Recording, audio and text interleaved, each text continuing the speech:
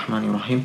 Assalamualaikum warahmatullahi wabarakatuh. Allahumma sholli ala Muhammad wa ala ali Muhammad kama shallaita ala Ibrahim wa ala ali Ibrahim innaka Hamidum Majid. Allahumma barik ala Muhammad wa ala ali Muhammad kama barakta ala Ibrahim wa ala ali Ibrahim innaka Hamidum Majid. Alhamdulillah, saya masih diberi kesempatan oleh Allah untuk menyampaikan materi bacaan dan tulis Al-Qur'an pada edisi pertama video ini. Edisi pertama pada slide yang akan saya sampaikan ini lebih membahas mengenai teori pengenalan huruf hijaiyah sampai dengan beberapa hukum tajwid yang perlu diketahui. Hal ini sangat penting sekali bagi para penuntut ilmu yang kesehariannya itu membaca Al-Quran, agar setiap huruf yang dibaca itu sesuai dengan haknya huruf, sehingga saat dibaca itu lengkap dan memberikan makna yang sama dengan yang ada di Al-Quran.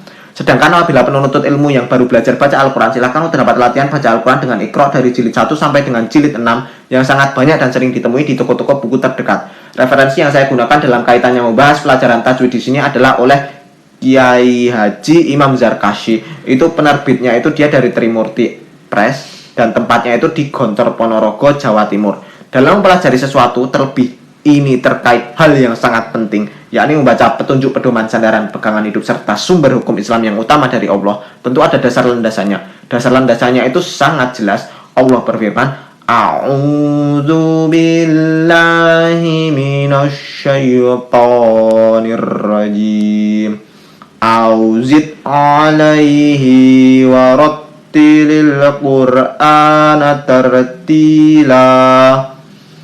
Yang dari ayat berikut itu terdapat makna, dan bacalah Al-Qur'an itu dengan tartil. Nah, tartil di sini ini itu menurut arti kata itu adalah perlahan-lahan. Kalau dalam tafsirnya Syekh Abdul Aziz, arti tafsir di sini ini berarti membaca dengan terang dan jelas.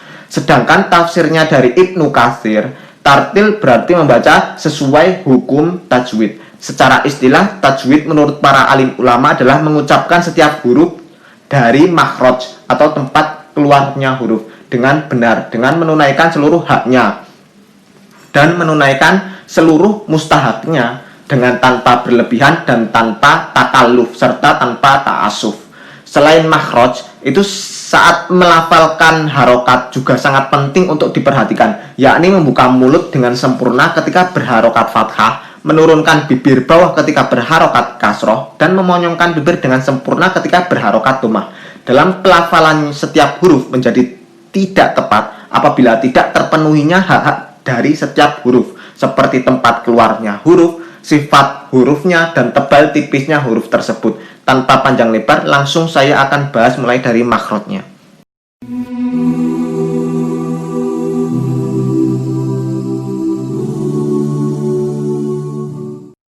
Makhraj atau dari istilahnya dapat juga disebut dengan tempat keluarnya huruf itu ada 5. Yang pertama itu ada al-jauf atau tempat keluarnya huruf dari rongga mulut yang merupakan makhraj untuk huruf-huruf mad. Terdiri dari alif, waw, dan ya. Alif ini dikeluarkan dari tenggorokan terjauh, a, i, u, ba. Memperhatikan huruf yang terakhir ba yang berharokat sukun di sini adalah hamzah bukan alif. Tapi kebanyakan mushaf Indonesia itu seringkali kita temukan alif itu berharokat. Kalau saya pribadi cenderung menggunakan mushaf asli terbitan dari Madinah yang sudah jelas sesuai dengan kaidah suatu huruf. Detail terkait ini akan saya bahas terpisah pada bahasan tulis. Saat ini fokus pada bahasan baca terlebih dahulu. Lanjut ke huruf waw. Waw ini dikeluarkan dengan cara memonyongkan dua bibir. Sedangkan ya itu dikeluarkan dengan membuka kedua bibir dengan sempurna. Yang kedua itu ada al-halq atau tempat keluarnya huruf dari tenggorokan. Terdiri dari wastul halq, tenggorokan bagian tengah. Dari makhraj ini keluar huruf ha dan ain. Yang kedua ada adnal halq, tenggorokan bagian luar atau ujung tenggorokan. Dari makhraj ini keluar huruf kha dan ghain. Yang terakhir ada aqsal halq atau dari pangkal tenggorokan, yaitu tenggorokan terjauh atau bagian dalam tetapi bukan dari dada. Hurufnya itu ada hamzah dan ha. Contohnya itu sering kita baca setiap hari. Jadi bukan bi alaihim, tapi bi alaihim. Lalu bentuk hamzah ini itu ada yang biasa berdiri sendiri, yang terbaca dengan jelas serta putus ketika berharokat atau biasa disebut dengan hamzah kotok. Selain hamzah kotok, ada juga hamzah wasol yang sering ditemukan di mushaf Madinah. Itu tandanya itu seperti shad di atas huruf alif sebagai penyambung dari yang berharokat sukun maupun tasdid, yang bacanya itu digugurkan atau tidak dilafalkan. Selain itu ada juga dari hamzah wasol yang harus dilafalkan untuk beberapa kondisi. Kalau di Quran Madinah ini akan jelas sekali hamzah wasol itu alif yang di atasnya itu ada huruf shad seperti ini. Jadi mau dia lafal fathah, kasroh maupun domah, tetap bentuknya itu seperti ini. Kalau lihat di Quran terbitan Kemenak itu hanya alif saja tanpa tanda. Sedangkan untuk yang dilafalkan kasroh justru alif itu berharokat kasroh. Contohnya seperti pada kata ihdina. Alif dengan kasroh ini biasanya itu kalau di Quran Medina itu tuh dia akan berwujud hamzah wasal. Hamzah wasal yang dilafalkan ini apabila huruf ketiga pada awal kalimat berbaris domah, maka hamzah wasalnya juga akan didomahkan. Contohnya di sini pada kata muflihun. Kata ini biasa disandingkan dengan kata dia, mereka, jadinya itu humul muflihun, yang kurang lebih itu artinya mereka orang-orang yang beruntung atau sukses. Sedangkan bila huruf ketiga pada awal kalimat berharokat fathah atau kasroh, maka hamzah wasal itu akan dikasrohkan. Lalu kenapa untuk contoh ini itu katanya bukan illazina tapi itu dibacanya allazina? Ini akan segera saya jelaskan sebentar lagi. Lanjut dulu, perhatikan di sini hamzah wasal biasanya juga dikasrohkan ketika terdapat pada 7 isim ini tanpa melihat harokat pada huruf ketiga. Jadi apapun harokat pada huruf ketiga pada kata 7 isim ini, hamzah wasal itu akan dibaca kasroh. Untuk lebih mudah memahami dan yakin dari kaidah-kaidah ini, saya sarankan pada penuntut ilmu itu untuk membaca lebih lanjut Nazam Hirzul Amani Matan Syatibi yang membahas kaidah dari tajwid yang riwayatnya itu benar-benar jelas bersambung sampai kepada Rasulullah SAW. Untuk para santri akan sangat mudah memahami ini, tapi bagi para penuntut ilmu yang masih belum familiar dengan nazam, maka perlu keseriusan lebih lanjut untuk memahaminya. Dikarenakan ilmu agama Islam ini jelas akan banyak referensi-referensi dari penulis yang tulisannya itu Arab, sehingga saya berpesan agar jangan setengah-setengah dalam mempelajarinya. Kembali ke hamzah wasal. Hamzah wasal ini dibaca fathah apabila terletak di awal bacaan yang diikuti dengan huruf lam. Ini kenapa bacaannya itu allazina bukan illazina, kan seperti itu. Sedangkan alif ketika bertemu dengan huruf lam, maka biasa lam ini disebut dengan lam ta'rif, yang fungsinya itu untuk memakrifatkan isim, yaitu kata yang menunjukkan benda, nama, sifat, tempat, maupun termasuk juga kata kerja yang digunakan. Ini juga saya sudah menjelaskannya seperti dalam bahasa Inggris dan 6 contoh kata kerja yang digunakan atau gerund. Terlihat linknya sudah muncul, dan kalau ingin mempelajari lebih lanjut dapat dilihat sebelah kanan atas video.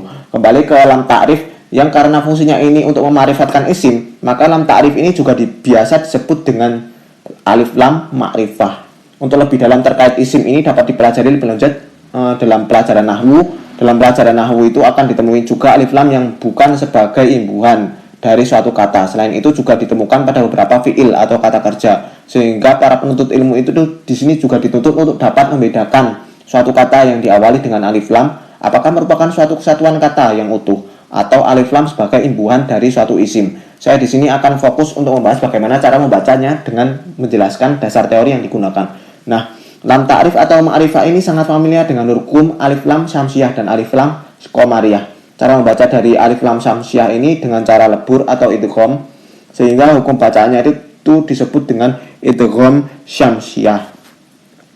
Sedangkan alif lam qamariyah itu dibaca jelas, sehingga hukum bacaannya disebut izhar qamariyah, yang berlaku ketika alif lam bertemu dengan 14 huruf, seperti yang biasa ditemui pada Asmaul Husna, yaitu Al-Ahad, Al-Basir, Al-Jami', Al-Hakam, Al-Khaliq, Al-Adl, Al-Ghaffar, Al-Fattah, Al-Quddus, Al-Kabir, Al-Muqsid, Al-Warith, Al-Hadi, dan yang terakhir itu huruf ya. Di sini sering kita dengar pada potongan ayat ketiga dari surat Al-Maidah, yaitu Al-Yauma akmaltu lakum dinakum. Yang ketiga itu ada makhraj al-lisan, yaitu makhrajnya huruf yang keluar dari lidah. Jumlah huruf hijaiyah yang keluar dari makhraj ini ada 18 huruf dan terbagi atas 10 makhraj. Ke-10 makhraj tersebut adalah yang pertama itu pangkal lidah bertemu dengan langit-langit bagian atas. Dari makhraj ini keluar huruf qaf. Yang kedua, pangkal lidah tepatnya sebelah bawah atau ke depan sedikit dari makhraj qaf bertemu dengan langit-langit bagian atas. Dari makhraj ini keluar huruf kaf. Yang ketiga, pertengahan lidah bertemu dengan langit-langit atas. Dari makhraj ini keluar huruf jim, shin, dan ya. Yang keempat, tepi lidah bersentuhan dengan geraham kanan atau kiri. Dari makhraj ini keluar huruf dot. Yang kelima, ujung lidah bertemu dengan langit-langit yang berhadapan dengannya. Dari makhraj ini keluar huruf lam. Yang keenam, ujung lidah bergeser ke bawah sedikit dari makhraj lam. bertemu dengan langit-langit yang berhadapan dengannya. Makhraj ini hanya menggeser ujung lidah sedikit ke depan dari posisi makhraj lam. Dari makhraj ini keluar huruf nun. Yang ketujuh, berdekatan dengan makhraj nun dan masuk pada punggung lidah. Dari makhraj ini keluar huruf ro. Yang kedelapan, ujung lidah bertemu dengan pangkal gigi seri atas. Dari makhraj ini keluar 3 huruf hijaiyah, yaitu to, dal, dan ta. Lalu yang kesembilan, itu ujung lidah bertemu dengan ujung gigi seri atas. Dari makhraj ini keluar 3 huruf hijaiyah, yaitu zo, sa, dan zal. Lalu yang ke-10, ujung lidah bertemu dengan ujung gigi seri bawah. Dari makhraj ini keluar 3 huruf hijaiyah, yaitu shod, zai, dan sin. Kemudian asyafatani atau makhraj yang keluar dari kedua bibir sering dikenal pula dengan syafawi. Ini nanti juga akan ditemui hukum yang dinamakan dengan ikhfa maupun izhar syafawi. Jumlah huruf hijaiyah yang keluar dari makhraj ini ada 4 huruf dan terbagi atas 2 makhraj. Yang pertama, bibir bawah dan atas posisi tertutup merapat. Dari sini keluar huruf ba, mim, dan waw. Ba itu dengan menutup lebih kuat antara bibir atas dan bawah. Mim ini dengan menutup lebih ringan bibir atas dan bawah. Lalu waw ini dengan membulatkan atau memonyongkan bibir atas dan bibir bawah. Yang kedua itu bibir bawah bertemu dengan gigi seri bagian atas, keluar huruf fa. Yang terakhir itu ada al-khayshum. Itu hanya ada 2, yaitu mim dan nun saja. Kelima makhraj ini dapat dengan sangat mudah dipahami melalui gambar. Ini posisi letak huruf untuk makhraj al-jauf. Bisa diperhatikan di sini. Ini adalah rongga mulut atau rongga tenggorokan. Kemudian ini untuk yang al-halq. Lalu ini yang al-lisan. Dan yang ini untuk huruf-huruf asyafatain. Selanjutnya yang terakhir adalah al-khayshum. Nah, makhraj dari al-khayshum itu mengandung huruf-huruf gunnah atau dengung. Jadi gunnahnya itu di sini. Huruf tersebut keluar dari pangkal hidung. Huruf ini biasa yang nantinya itu akan sering ditemui hukum-hukumnya ilmu tajwid dari nun dan mim sukun bertemu dengan huruf-huruf lain.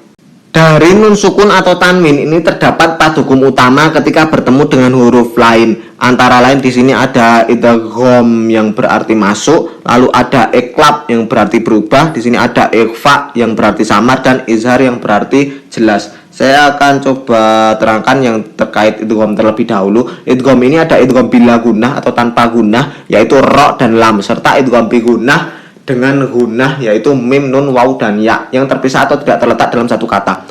Perlu diperhatikan di sini apabila nun sukun bertemu dengan keempat huruf ini disambung, maka hukum bacaannya itu bukan idgham bi gunnah, melainkan izhar atau biasa disebut dengan izhar wajib. Selain itu ada pula idgham mutamasilan, mutaqariban, mutajanisan yang cara bacanya itu ditajwidkan ke dalam huruf yang kedua.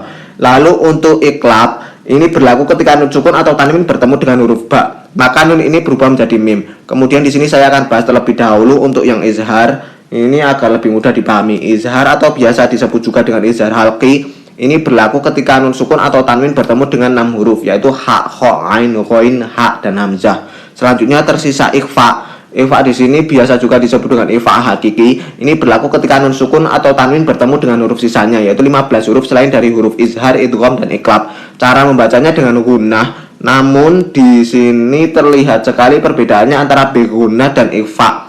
Kalau bi gunnah ini gunanya ditajwidkan ke huruf selanjutnya, sedangkan untuk ikhfa itu sebaliknya. Jadi kalau dilihat dari posisinya, ikhfa ini berada di tengah-tengah di antara izhar yang dibaca jelas dan idgham bi gunnah yang nun sukun atau tanwinnya tak terlihat lagi karena ditajwidkan ke huruf selanjutnya. Berikutnya dari mim sukun terdapat 3 hukum ketika bertemu dengan huruf lain, antara lain idgham mislain atau idgham mimi, yaitu ketika bertemu dengan huruf mim. Bisa juga disebut dengan idgham mutamasilan, cuman lebih tepatnya itu idgham mimi, dikarenakan idgham mutamasilan ini tidak hanya terbatas pada huruf mim saja, tapi merupakan pertemuan 2 huruf yang sama dari semua huruf hijaiyah. Yang kedua ada ikhfa syafawi. Ikhfa syafawi ini berlaku ketika bertemu dengan huruf ba. Dan yang terakhir ada izhar syafawi, yaitu ketika bertemu dengan semua huruf kecuali mim dan ba. Kemudian yang perlu diperhatikan dari huruf mim dan nun ini ketika tasdid maka akan selalu dibaca dengan gunnah karena sifat asli dari kedua huruf tersebut. Hukum tajwid selanjutnya adalah mat atau panjang pendeknya suatu huruf dimulai dari mat asli atau terkenal dengan sebutan mat tabi'i. Cara membacanya harus panjang 2 harokat atau 2 ucapan huruf atau disebut juga dengan 1 alif. Mat tabi'i berlaku bila ada fathah bertemu dengan alif, kasroh bertemu dengan ya, dan dhammah bertemu dengan waw. Yang untuk penjelasan selanjutnya alif, waw, dan ya ini akan disebut dengan tanda mat. Hukum mat yang ada selain dari mat tabi'i ini adalah mat pada permulaan surat, lalu mat dari hak dhamir, dan mat-mat yang merupakan mat tabi'i yang bertemu dengan hamzah, harokat sukun maupun tasdid. Mat pada permulaan surat ini terdiri dari mat lazim mustaqol harfi yang ke-8 hurufnya itu terdapat dalam nakoso asalakum dibaca 6 harokat, dan mat lazim mukhafaf harfi yang ke-5 hurufnya itu terdapat dalam hayyung tohuro dibaca 2 harokat.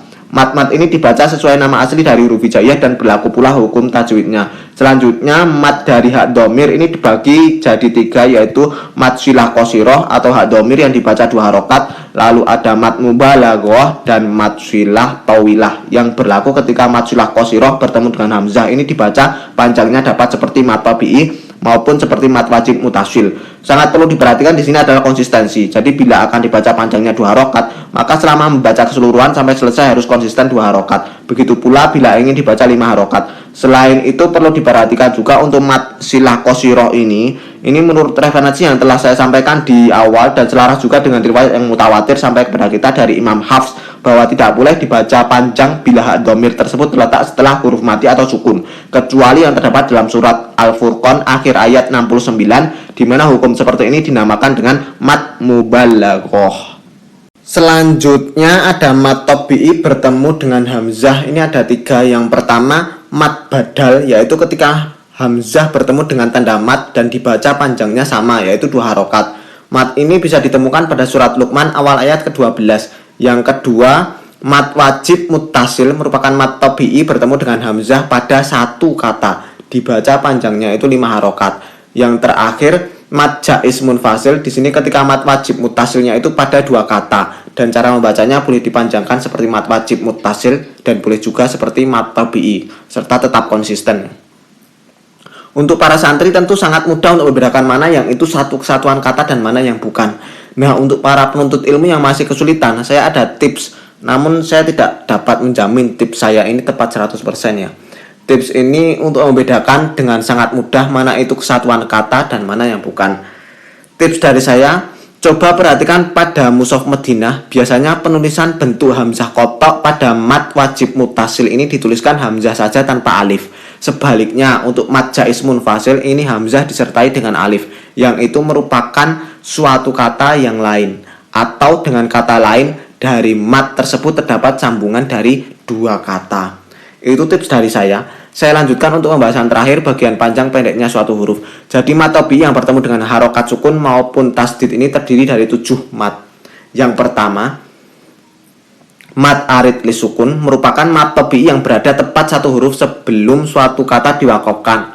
Panjang bacanya ini dapat 2 atau 4 atau 6 harokat secara konsisten. Kedua, mat lazim mukhafaf kilmi, yaitu bertemunya mat badal dengan huruf bertasdid maupun huruf bersukun. Panjang bacanya ini 6 harokat, dapat ditemukan pada surat Yunus pertengahan ayat ke-51.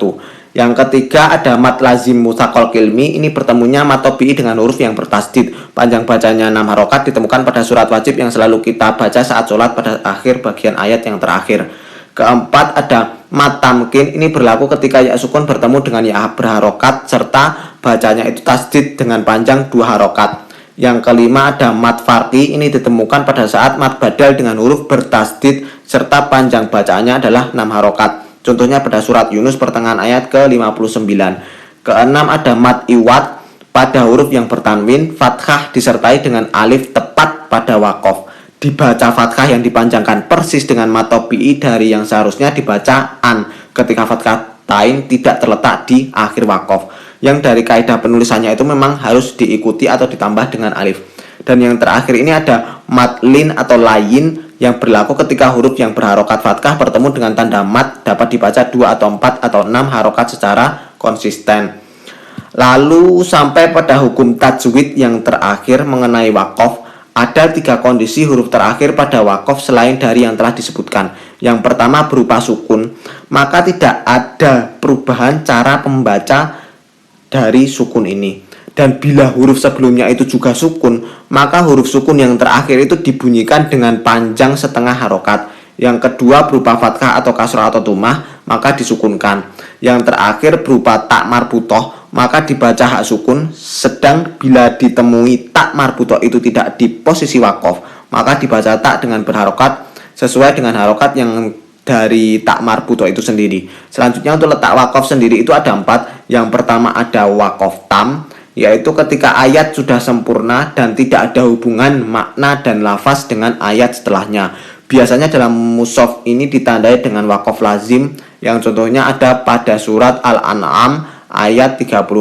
Sangat dianjurkan untuk berhenti. Selain itu juga ditemukan pula sebagai tanda mu'annakoh seperti pada Al-Baqarah ayat 2. Kedua, wakof kafi ini berhenti ketika ayat sudah sempurna, ada hubungan makna dan tidak ada hubungan lafaz dengan ayat setelahnya. Ketiga, ada wakof hasan, ini berhenti ketika ayat sudah sempurna, ada hubungan makna dan lafaz dengan ayat setelahnya. Dan yang terakhir ada wakof kobih, berhenti ketika ayat belum sempurna. Wakof ini harus dihindari, namun bila tidak sengaja maka bisa dengan mengulangi dari awal ayat. Biasanya ditandai dengan lawasol yang ketika berada di tengah ayat ini tidak diperkenankan untuk berhenti. Sedang bila di akhir ayat itu boleh berhenti. Contohnya itu ada di An-Nahl ayat 32. Tanda wakof lain yang perlu diperhatikan juga di sini adalah wakof Jibril atau wakof Munazil. Wakof ini menunjukkan bahwa disitulah Jibril ketika menyampaikan wahyu. Cara berhentinya berbeda dengan wakof lainnya, melainkan dengan cara saktah atau berhenti 2 harokat tanpa mengambil nafas. Selain itu, yang tidak kalah penting dari tanda-tanda lain diantaranya adalah ibtidak atau posisi di mana harus memulai setelah berhenti tanpa merusak makna ya. Kemudian ada imalah atau pembacaan fathah ke kasroh sehingga dibaca tarkik. Contohnya surat Hud ayat 41. Dan ada juga nun wikoyah, yaitu ketika ditemukan tanwin bertemu dengan hamzah wasol sehingga nun tersebut harus dibaca kasroh agar tanwin tersebut tetap terjaga. Contohnya ini ada pada ayat terakhir dari surat Al-Jumu'ah. Kemudian masuk pada sifat huruf, ini ada 2. Yang pertama ini ada sifat lazimah, yaitu sifat tetap yang pasti ada untuk setiap sebutan huruf dalam semua kondisi. Sifat ini juga dikenal sebagai sifat yang berlawanan. Sifat lazimah ini antara lain ada hams yang lawannya itu jahar. Hams itu merupakan pengucapan huruf yang disertai dengan keluarnya nafas yang ke-10 hurufnya itu terdapat dalam fakhasyahu syahsung sakat. Sedang jahar itu sebaliknya. Kemudian ada siddah, ini lawannya ini rekhowah. Sedangkan pertengahan untuk kedua-dua sifat ini dinamakan tawassut. Siddah merupakan pengucapan huruf dalam keadaan suara yang tertekan karena sangat tergantung dengan makhrajnya. Yang ke-8 hurufnya itu terdapat dalam ajid koting bakat. Sedangkan tawassut ini ke-5 hurufnya terdapat dalam lin omar. Selanjutnya ada istiqla, lawannya itu istifal. Istiqla ini merupakan pengucapan huruf yang disertai dengan terangkatnya lidah ke atas langit-langit. Yang ke-7 hurufnya antara lain kha, shod, dot, to, zo, ghoin, qof. Kemudian ada iqbaq, lawannya itu infitah. Lalu itbaq ini merupakan pengucapan huruf dalam keadaannya itu bertemu 2 lidah dengan langit-langit. Yang ke-4 hurufnya itu antara lain ada shod, dot, to, zo. Yang terakhir ada izlaq, lawannya itu ismat. Izlaq ini merupakan pengucapannya itu mudah keluar karena makhraj dari ujung lidah dan bibir. Yang ke-6 hurufnya itu terdapat dalam firomiluk. Lalu tiap-tiap huruf itu termasuk dalam 5 sifat suara yang memiliki lawan kata. Suara-suara yang tidak berlawanan pula terkadang termasuk 1 atau 2 sifat daripadanya. Terkadang tidak termasuk satupun. Selebihnya terkumpul pada sifat yang kedua, yaitu sifat aridoh, yang merupakan sifat mendatang yang berubah-ubah untuk suatu huruf yang ada kalanya itu terpisah dari huruf dan menyertai pula pada kondisi yang lain seperti takik atau tipis, tafkhim atau tebal, gunnah, idgham, ikhfa, panjang atau pendek, dan seumpamanya. Sifat ini juga dikenal sebagai sifat yang tidak berlawanan. Ketujuh sifat ini antara lain yang pertama itu yaitu safir. Ini berarti suara dari ujung mulut seakan-akan bersimpul. Hurufnya ada shod, sin, dan zai. Yang kedua ada qalqalah. Ini berarti bergetar suaranya pada makhrajnya. Kelima hurufnya itu qaf, ta, ba, jim, dal. Lalu yang ketiga itu ada lin, berarti lembut. Kedua huruf ini adalah waw, sukun, dan ya sukun. Yang huruf sebelumnya itu berharokat fathah. Yang keempat ada inhiraf, berarti miring setelah keluar dari ujung lidah. Kedua hurufnya ada ro dan lam. Yang kelima ada takrir, berarti berulang dengan bergetaran ujung lidah. Hurufnya ada ro.